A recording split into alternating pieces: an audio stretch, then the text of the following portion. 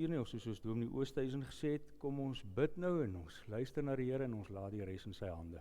Kom ons maak gereed vir ons erediens.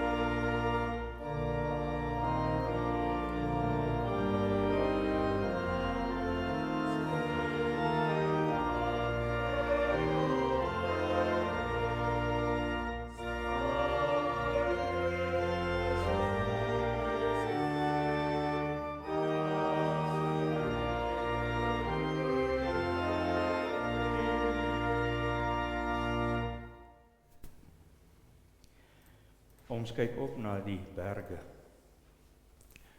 Waar kom ons hulp vandaan? Ons hulp is van die Here wat hemel en aarde geskep het,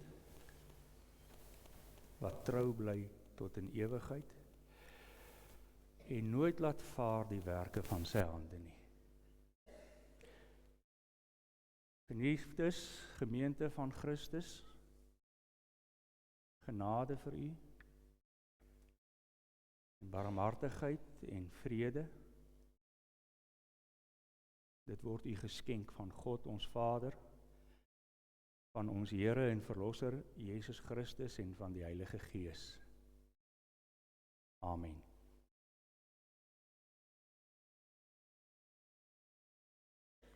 Goeiemôre gemeente. Kom ons sing tot lof van die Here. Psalm 23, daarvan die eerste en die tweede verse, en ons sing die T.T. Kloete beruiming. Ek hou vir die eerste vers voor. My Heer, my herder, laat my niks ontbreek nie. Daar waar het groen in oorvloed is, daar mag ek wy. Hy sorg vir my, laat my nooit in die steek nie. Na waters van die rus word ek deur hom gelei. Hy lei my altyd op die weg, op die regte weë. Ter wille van sy naam volg ek gedwee. Ek noem Psalm 23, die eerste en die tweede verse.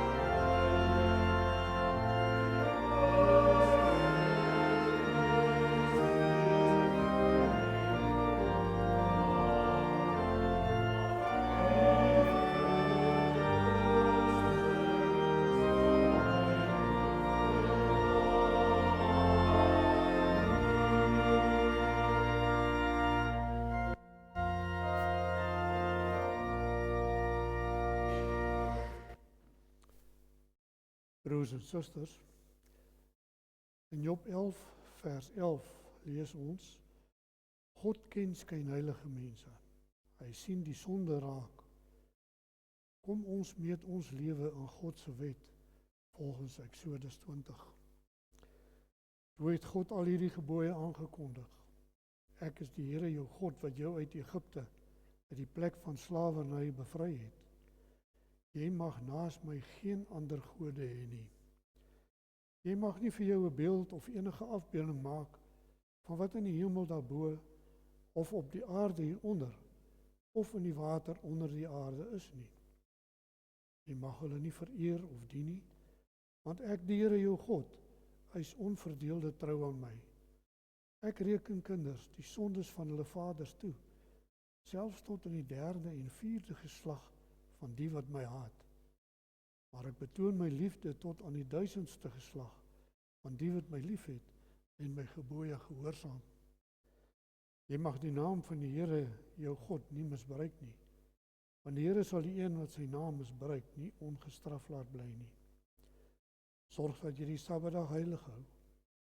6 dae moet jy werk en alles doen wat jy moet. Maar die 7de dag is die Sabbat van die Here jou God. Dan mag jy geen werk doen nie. Nie jy of jou seun of jou dogter, of die man of vrou wat vir jou werk, of enige dier van jou, of die vreemdeling by jou nie. Die Here het in 6 dae die hemel en alles daarin gemaak, die aarde en alles daarop, die see en alles daarin. Op die 7de dag het hy gerus, en daarom het die Here dit as gereelde rusdag ingestel, en dit geheilig. Eer jou vader en jou moeder, dan sal jy lank bly woon in die land van die Here jou God. In die land wat die Here jou God vir jou gee. Jy mag nie moord pleeg nie, jy mag nie egbreek pleeg nie, jy mag nie steel nie, jy mag nie vals getuienis teen 'n ander gee nie, jy mag nie iemand anders se huis begeer nie, jy mag nie sy vrou begeer nie, ook nie 'n slaaf of slavin, 'n bees of 'n donkie, of enigiets anders wat aan hom behoort nie. Ons het onsself aan God se wet gemeet. As ons eerlik is, sal ons besef dat ons skuldig is teenoor God en teenoor mekaar. Laat ons daarom ons skuld bely, sing ons Psalm 511, verse 1 en 2.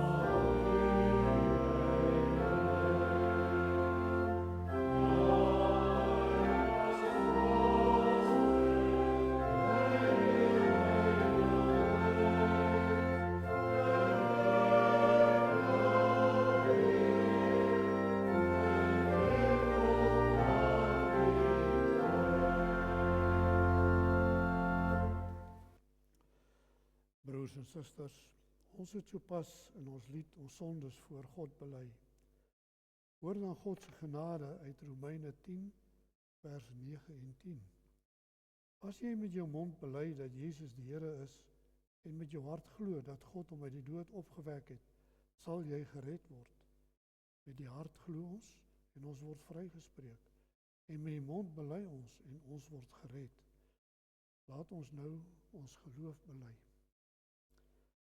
Ek glo in God die Vader, die Almagtige, die Skepper van die hemel en die aarde, en in Jesus Christus, sy eniggebore Seun, ons Here, wat ontvang is van die Heilige Gees, gebore is uit die Maagd Maria, wat gelei het onder Pontius Pilatus, gekruisig is, gesterf het, en begrawe is en ter helle neergedaal het, wat op die 3de dag weer opgestaan het uit die dode, wat opgevaar het na die hemel en sit aan die regterhand van God, die Almagtige Vader, waar hy sal kom om te oordeel, die wat nog lewe en die wat reeds gesterf het.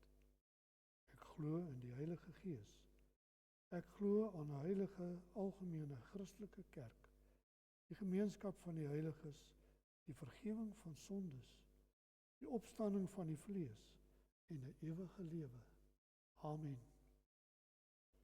Ons het bely dat Jesus Christus deur sy lyding, sterwe en opstanding vir ons die ewige lewe verwerf het. Laat ons sing van ons heerlike toekoms. Kom ons sing van Gesang 5, 4, 2, 1, die eerste vers.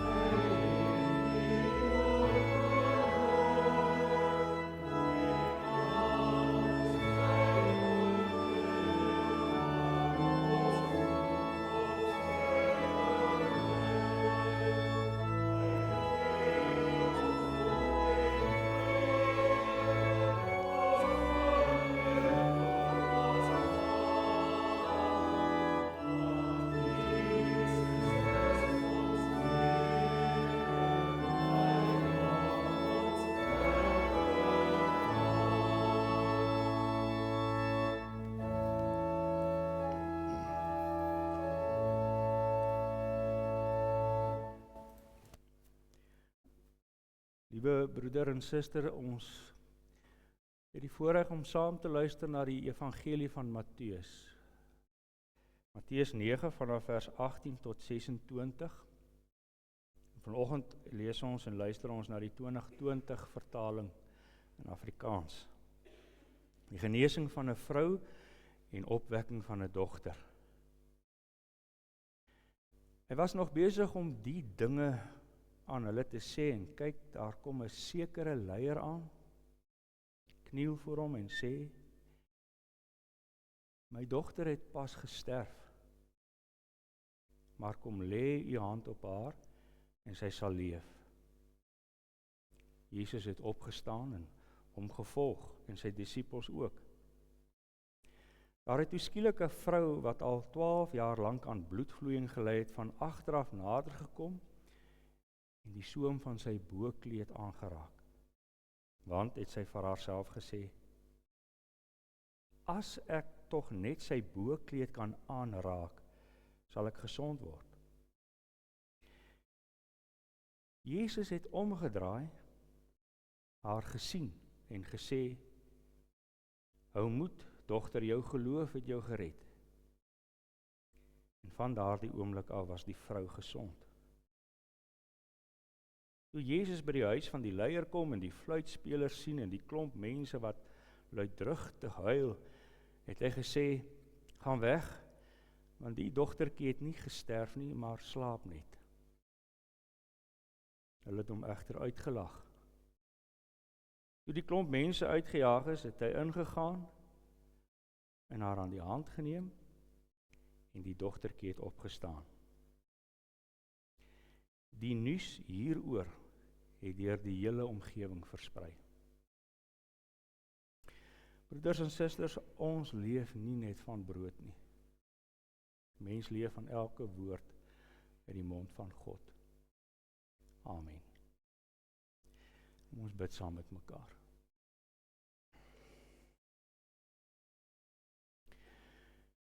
Here, ons het voor u aangesig byeengekom as gemeente.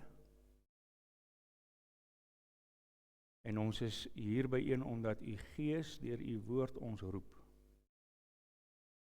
Wanneer ons so by mekaar kom om te luister na u woord, maar ook aan u lof te bring, dan weet ons, Here, dis omdat u genade aan ons betoon het. Omdat u mens geword het in hierdie wêreld. Van Bethlehem tot Golgotha het u aan ons 'n ander uitsig gegee op die wêreld en die lewe. Daarom kan ons hier as mense, brose mense en sondige mense kom kniel. Maar in geloof en met vertroue, want Here, u leer ons wie u is. Ons skepper, ons verlosser, ons redder. U is die Here wat die lewe in die hande hou en dit met ons deel. Maar Here, ons leef in 'n wêreld waar dit al hoe moeiliker word om u te hoor en u woord in ons hart te dra. En dis vanweë ons eie aard en ons erken dit.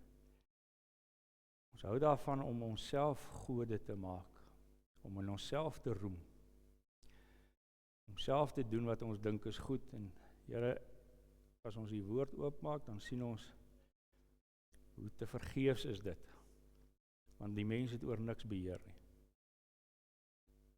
Daarom wil ons vra as u gemeente, gee dat ons op hierdie oomblikke onder die indruk kom van u heiligheid, u almag, dat u is die bron van alles wat goed en reg en mooi is, van wysheid en liefde. En sonder u, Here, kan ons as mense nie tot iets kom nie. Daarom herinner u ons in die woord ook dat sonder u word ons onmense. Dit sien ons ook in die lewe. Ons word verskriklike mense. Gee daarom, Here, dat wat in hierdie uur of oomblikke nou gebeur, dat ons voor u sal buig en vra, wat is vir u aanneemlik? Sodat ons nie in die slaggat val van menslike vergoding en vra, Here, word vir ons aanneemlik nie. Ons bid dat U die gemeente sal voed met U woord, elkeen wat U so goed ken. U weet watter pad hulle loop, waarmee worstel elkeen van hulle. Wil U ook, soos wat ons nou in Matteus lees, na ons kyk en ons vertroos. En soos ons kan bid, Here, vra ons in hierdie oomblikke, skenk ons U woord in ons hart, maar ook in ons lewe. Amen. Kom ons antwoord ons Here net vir gesang 517 en daarvan die eerste en die derde strofe.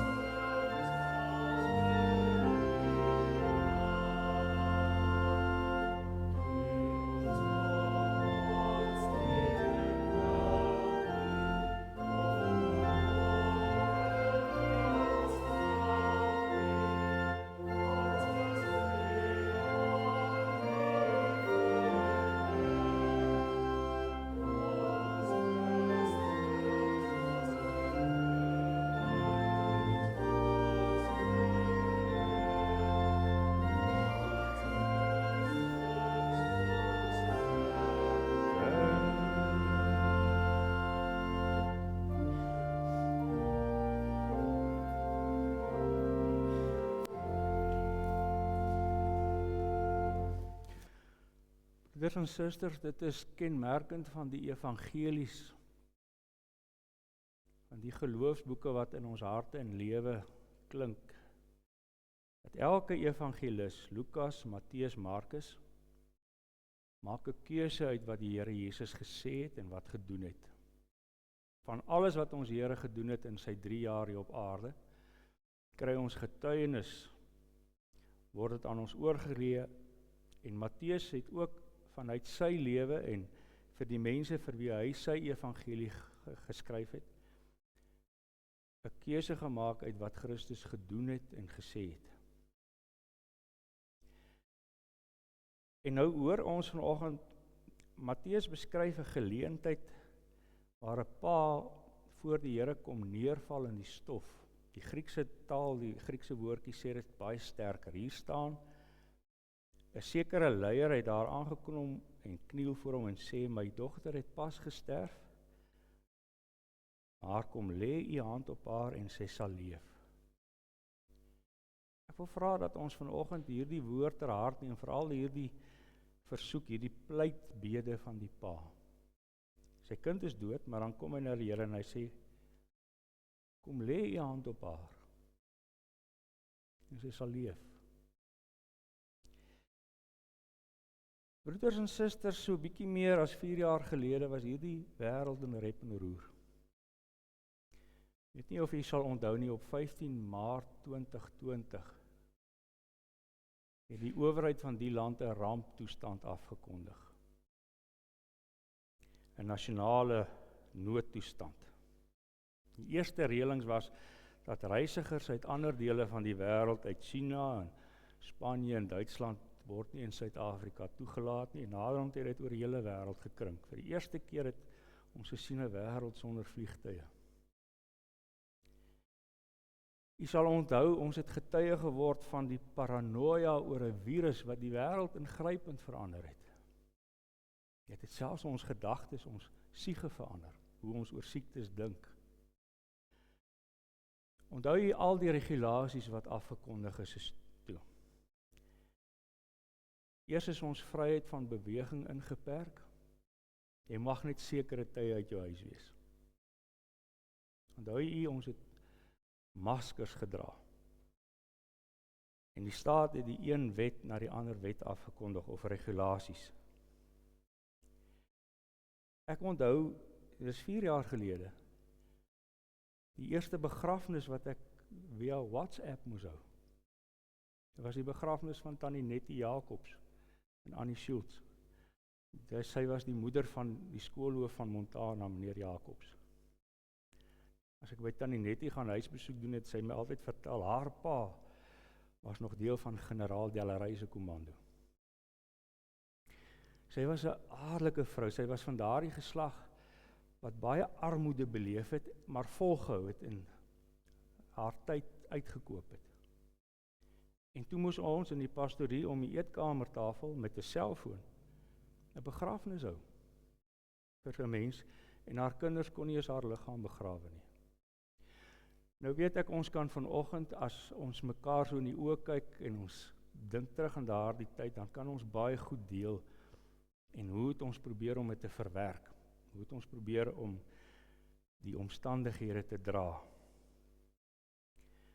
In ons families, in my familie ook, was daar meningsverskil, kwaai meningsverskil. Moet jy jou inent of moet jy jou nie laat inent nie? Daar was verskillende emosies. Jy het gehoor van hierdie hospitale wat vol is. Van vrees aan die een kant, woede aan die ander kant. Aan die een kant was daar paranoia, aan die ander kant was daar weerstand. Iemand het op 'n dag opgemerk, jong, hierdie virus het 'n kort koppie, maar hy het 'n lang stert, hy het baie gevolge. Hy het 'n lang asem na die tyd nog. Dis van die goed wat ons mee te doen gehad het 4 jaar terug, maar intussen tyd, geliefdes, met hoeveel ander magte en kragte het ons te doen gekry? Die wêreld voer oorlog. Die Oekraïne en Russe steel mekaar se kinders. En in Israel, tussen Hamas en Israel, kyk hoe's die wêreld daaroor verskeurd.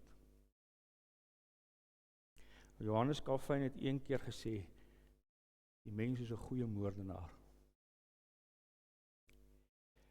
Maar ons het ook ander gedagtes en kragte waarmee ons te doen het, nie net oorlog nie. Dis omstandighede en idees wat ons pla. Ek lees so rukkie terug oor Alexander die Grote, wat hier 3 eeue voor Christus besluit het, die hele wêreld moet Grieks wees. En hy het besluit dat Grieks moet die taal wees, en almal moet by die gimnasiums geleer word, almal moet Grieke word, julle moet wêreldburgers word. Dit het nie geslaag nie, Alexander se poging het misluk. Maar wat gebeur het is, wat 'n mens nou ook beleef, jy's in 'n wêreld wat aan die verander is. Dis 'n veranderende wêreld, en hy verander vinnig. En dit ruk jou van koers af. Dis 'n abnormale wêreld. Wat normaal is nie meer aanvaarbaar nie. Ons beleef dat ons in hierdie wêreld is asof jou wortels uitgetrek word. Asof jy nie meer seker is van goed nie. Ek weet nie of u dit beleef nie, maar mens lees die nuus en jy luister na mense se gedagtes, hoe hulle die wêreld sien en hoe hulle die wêreld hanteer, en dan kom jy agter, mense is koersloos. Hulle weet nie meer wat maak vir hulle sin in die lewe nie. Wat gee vir hulle betekenis? En waarheen is hulle op pad en wat is hulle verantwoordelikheid nie? Na wie gaan ons in sulke omstandighede? Watter mens is daar in die wêreld wat menslik vir jou kan sê, jong, dit is die antwoord, dit is die koers, dis hoe jy moet dink, dis hoe jy die lewe moet hanteer. Dis 'n vraag hierdie, geliefdes, in wie stel jy jou geloof wanneer ons deur 'n vreemde wêreld meegesleer word? Waaraan hou ons vas? Sê vir my, waaraan hou ons vas? Matteus vertel vir ons dat die Here is besig om 'n skare te leer. En wat leer hy hulle? Wie God is En wat God doen? God se koninkryk. En terwyl hy die skaarleer gebeur het, Matteus vertel 'n sekere leier, die Griekse woordjie is argoon, kom val daar in die stof voor Jesus. Uit die ander evangelies hoor ons dis Jairus. Nou die woordjie argoon beteken amper iets soos 'n landdros of 'n regter of 'n magistraat, maar ons weet Jairus was lid van die Sanhedrin, die Joodse, kom ons sê, parlement. Hy's 'n belangrike man, hy's 'n man met status. En 'n mens verwag van iemand met status dat hy so met 'n bietjie gravitas, met so 'n bietjie status sal optree. Hy sal hom ons nou nie belaglik maak en laf raak nie.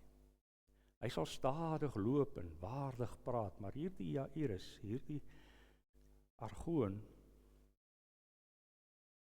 val neer in die stof voor Jesus en dan vra hy eenvoudig: Here, my kind is dood, my dogtertjie. Kom, plaas die hand op haar en sy sal leef. Nou moet ons dadelik hoor, geliefdes, Matteus skryf hierdie evangelie vir sy mense van sy tyd. En wie was hulle? Dis Jode wat Christene geword het. En soos dit nou met ons is as Afrikaners of Engelse of Duitsers, daar's altyd so laagie kultuur waaraan ander mense nie deel kry nie. As ons 'n grappie vertel, dan weet ons dadelik wat bedoel ons met 'n van 'n merwe grappie. Daar's 'n kultuur waar sekere mense net toegang toe kry, en dis presies wat met Matteus se mense gebruik. As Matteus iets skryf, dan hoor hulle fyner, want dis ongewoon. Dis ongewoon in die eerste plek dat 'n lid van die Sanhedrin voor so 'n rabbi kom val, en in die tweede plek is sy versoek net so ongewoon. Eintlik, wat het die Here versoek is 'n onwettigheid. Want dit is onwettig om aan 'n lijk te raak. In Deuteronomium en Levitikus was dit taboe, verbode. As jy aan 'n lijk raak, is jy onrein. En vir die Jode was dit baie belangrik om hierdie reëls te hou van wat is rein en wat is onrein. Daarom kry ons in Levitikus al daardie reëls. Moenie dit eet nie, moenie aan dit raak nie, was julle skorrelgoed, was julle voete. En die vraag is, hoekom was dit vir die Jode so belangrik? Want dit was juist die besnydenis en al hierdie reëls wat gesê het, ons is nie soos die wêreld nie. Ons is God se volk. Ons moet God volg. Dit was die bedoeling gewees, maar later het die reinheidsgebruike belangriker geword as dat ons God se volk is. Dis taboe om aan 'n lijk te raak. Trouwens, as die Here dit doen, moes hy homself was en uit die gemeenskap verwyder. Want dis wat die pa kom vra. Oortree die wet. Daar's nog iets anders wat 'n mens onrein maak volgens die Joodse wette. En dis 'n vrou wat aan maanstonde ly, bloedvloeiing. En nou hoor u, eintlik is hier twee verhale wat in mekaar gebeur word. Dis die een verhaal is amper soos 'n toebroodjie. Aan die een kant kom die pa en sê Jesus, my kind is dood, en dan staan die Here op, maar op pad soontoe dan voeg Matteus iets in, 'n vrou wat aan bloedvloeiing ly vir 12 jaar lank. En dan gaan die verhaal weer voort. En die vraag is hoekom?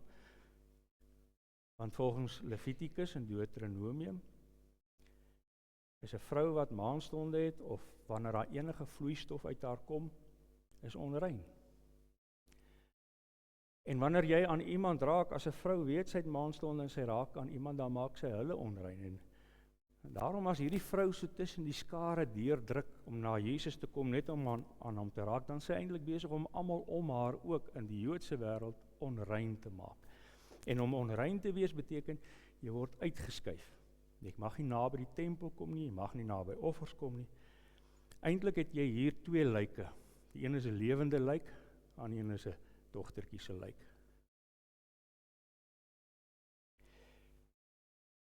Dit is nie sonder rede dat Matteus hierdie twee verhale aan mekaar bind en vir ons beskryf nie. En ek het vir u gevra aan die begin, as ons Matteus lees, moet ons rekening hou met hoekom hy sekere verhale vir ons vertel. Wat wou hy aan sy mense oordra en wat moet ons ook hoor? En soos hierdie verhaal, soos 'n toebroodjie saamgebind is, so kry jy in Matteus ook vlakke, en daarom moet jy die hele Matteus saamlees, en ons moet na die begin toe gaan, Matteus 1. Die aankondiging van Jesus se geboorte. Gewoonlik met Kerstyd, dan lees ons Matteus 1, en ons lees Lukas, en ons luister, hoe het God mens geword in hierdie geskiedenis, in die wêreld. Die verskil tussen Matteus en Lukas is, Matteus begin vertel van dat Jesus is eintlik die seun van Abraham. Hy is die waarword van die belofte aan Abraham, en dan sal jy sien in Matteus ook, so hier in die middel van die geslagte, hy is ook die seun van Dawid. So die Matteus pen in die eerste hoofstukke die familiegeskiedenis van Jesus deur, hoe God se woord, deur alle menslike dinge, hoe God se woord na hierdie wêreld toe kom. Deurlopend deur Matteus, behalwe dit, hoor ons ook voortdurend die profeet Jesaja. Dis een lyn wat Matteus vir ons skilder, of trek, voortdurend. Jesus is 'n koning. En nou moet jy weet, dis in 'n wêreld van konings en magte. Dis waarskynlik geskryf in die tyd van of Nero, of later Tiberius. Dis keisers wat alle mag oor mense gehad het. Wat wette kon maak en oorlog kon voer en mense se lewens uitmekaar kon ruk. Trouwens, u weet dat Rome meer slawe as vry mense gehad het. Maar elke keer kom Matteus en hy sê, hierdie Jesus, en dis wat hy wil doen, dis wat die evangelies vir ons wil sê, wie is hierdie Jesus? Hy is 'n koning. En 'n koning is iemand met mag. En 'n koning is iemand met gesag. En dis wat Jesus ook verkondig het. Ek het gekom om die koninkryk van die Vader te vestig. En jy lees dit in Matteus, hierdie koninkryk van die Vader, hoe lyk dit? Jesus maak gesond. Daar waar die koninkryk, waar die gesag van God deurbreek, daar word die lewe gered. Hoe lyk hierdie Jesus wat die koninkryk bring? Hoe lyk hierdie koninkryk? Jy sien dit, sê Matteus, wanneer mense gesond word en wanneer dooies opgewek word. Uiteindelik wil Matteus sy mense, maar ook vir u en my vanoggend, voor Jesus bring, voor hom laat staan, voor hierdie Jesus. En hy vra van ons, hierdie Jesus, wat in die geskiedenis van die mens ingetree het, wat doen hy? Hy verander alles. Maar meer as dit, hy gee aan ons 'n ander uitsig, hy gee aan ons 'n ander lewensuitkyk. Hy gee aan ons 'n kyk op die koninkryk van God. En dis wat daar die pa beleef, wie se kind dood is, maar dis wat daar die vrou ook beleef, wat aan bloedvloeiing ly. Jesus doen iets aan hulle lewe.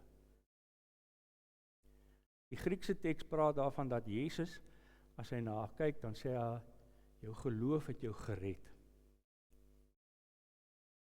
Dis die betekenis van die woordjie ook genees. En vir diegene wat ook fyn sou luister, sou dit uitstaan dat Jesus nie net gesond maak nie, maar dat hy verlos. Hy red. Hier staan ons voor Jesus. Matteus vra, wie is hy? Hy red. Hy verlos. Dis wat die koninkryk van God beteken. En hoe sien ons dit? Ons sien dit wanneer 'n onrein vrou aan hom raak. Dan is dit nie hy wat onrein word nie, maar is sy wat rein word. Dit word omgeswaai. Ons sien dit wanneer hy in die kamer kom en almal skree en huil, want daar moet vinnig begrawe word, want lyke ontbind vinnig in die wêreld. Die oomblik as Jesus aan haar raak, dan ruil dit. Dan word die dooie lewendig. Uiteindelik wees hierdie Jesus, daar waar hy kom, verander ons lot. Hy verander die mens se lot. Wat onrein is, word rein. Wat dood is, word lewendig. Want hy het mag daaroor. Hy het die gesag. En dis die evangelie wat ons kan hoor. En ek dink dis soveel te meer nodig om hierdie evangelie te hoor, juis in die tyd waarin ons leef. Want ons leef in 'n wêreld, geliefdes, wat 'n ander lewensuitkyk het. Die Christendom is nie meer die meerderheid nie. Ons leef in 'n ongelowige wêreld. En wat beteken 'n ongelowige wêreld? Dis 'n mensdom wat paranoïes raak, angsbevange. Want hy dink die lewe word deur virusse en die noodlot gestuur. Dis die verskil tussen die gelowige se lewensuitkyk en die ongelowige se lewensuitkyk. Die gelowige weet ek is in die hande van God, weet ek kan na Jesus toe gaan, want hy het gesag en mag, maar waarheen gaan die ongelowige? Wat stuur jou lewe? Die blinde noodlot, die magte en kragte, virusse en regulasies. Wie stuur jou lewe? Ja, daar kan selfs op 'n dieper vlak gevra word, waarheen gaan ons met ons sonde? Want die sonde is ook 'n mag, dis nie eens 'n mag wat ons goed verstaan nie. Ons gaan na Jesus toe en sê, Here, hier is my sonde, hier is my onreinheid. Die lewensuitkyk van die wêreld is anders as die lewensuitkyk van hulle wat na Jesus kyk. Want geliefdes, daar waar 'n mens nie meer sy vertroue in God stel nie, wat nie meer soos hierdie vrou en hierdie man na Jesus toe kan gaan nie, daardie mens word 'n blinde mens wat in die donker rondval en struikel. Daardie mens wat nie meer glo dat Jesus mag en gesag het oor my lewe en die lewe nie. Daai mens word soos winde rondgefladder tussen allerlei kragte. Of dit nou die natuur is, of die politiek, of watter god jy ook al najag. Jy kan uiteindelik van niks seker wees nie.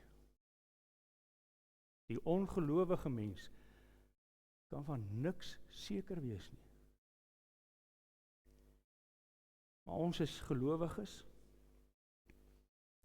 En dit beteken, om 'n gelowige te wees, ek kan na Jesus Christus toe vlug, soos hierdie vrou en hierdie pa. Ek kan na hom gaan, en van hom iets verwag. Ek kan hom gaan, want uit sy woord en uit sy dade het ek gesien, ek is nie uitgelewer aan die magte van die wêreld nie. Ek is nie uitgelewer aan die onreinheid van die lewe nie. Ek is nie die gevangene van my eie worsteling en my eie sonde en kwaad nie. Want hy wat rein is, skenk sy reinheid aan my.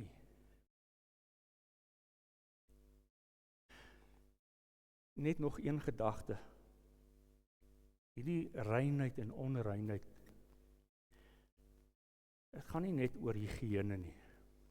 Soos alles is daar iets wat ons moet hoor. Dit gaan oor virusse in die wêreld, korrupsie. Jy word siek. Dit gaan oor pandemies en ongeregtigheid. Onreinheid is eintlik maar 'n woordjie vir alles wat afgetakel word tot die dood toe. Dis die laaste hou. Die onreinheid lei eintlik na die dood. Maar het jy vir Matteus gehoor? Jy kan in Jesus glo. Jy kan na hom gaan. Want hy red hierdie lewe En hy red jou lewe van al hierdie kragte en magte. Wat daar die Pa van Jesus vra, geld vir almal. Here, lê u hand op my en ek sal lewe. Maar nou is dit ook die vraag. Dis die vraag aan u en my, gaan jy na die Here toe? Vra jy nog? Lê u hand op my? Of het jy hom vergeet? Die tweede vraag is ook, kan jy nog glo dat hy red? Want hoeveel van ons se lewe was nie al, of is nie in die greep van allerlei magte nie. En die grootste is die sonde wat alles korrup maak. Maar kan ons soos die Pa na Jesus toe gaan voor hom neerval, of daar die vrou en sê, Here, neem my in u hande, maak my rein,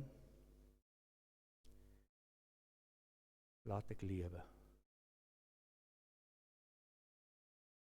En nou sê Matteus,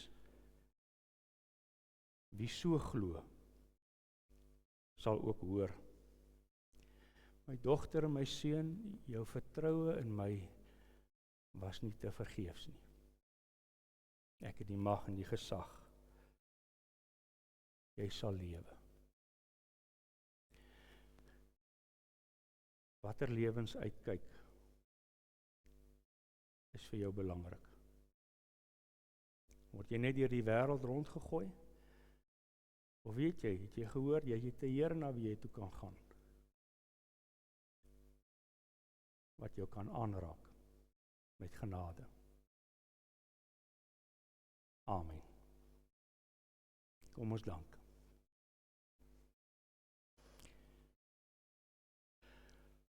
Here, dit is vir ons broodnodig om u te leer ken.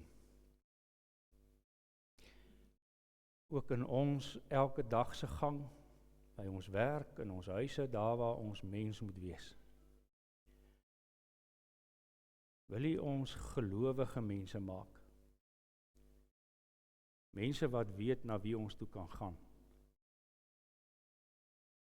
Al is dit hoe donker om ons, Here, gee dat ons weet ons het 'n goeie herder.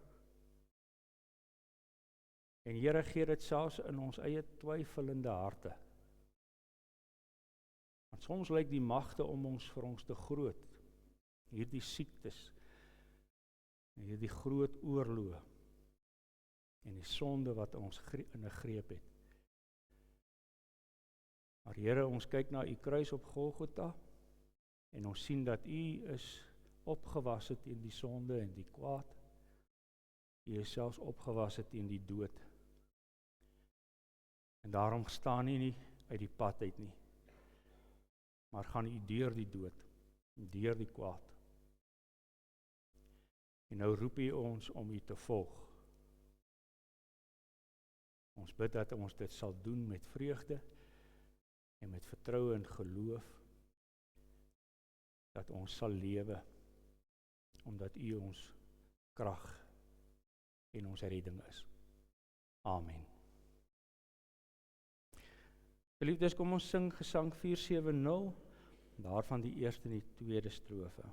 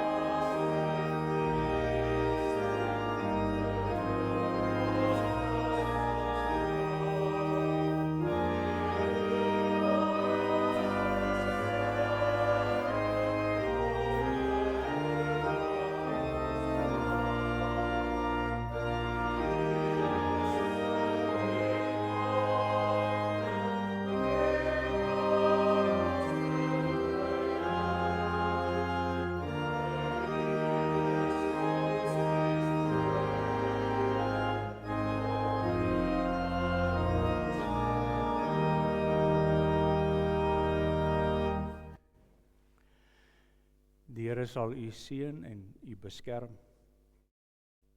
Die Here sal tot u redding verskyn en u genadig wees. Die Here sal u gebede verhoor en aan u vrede gee. Amen.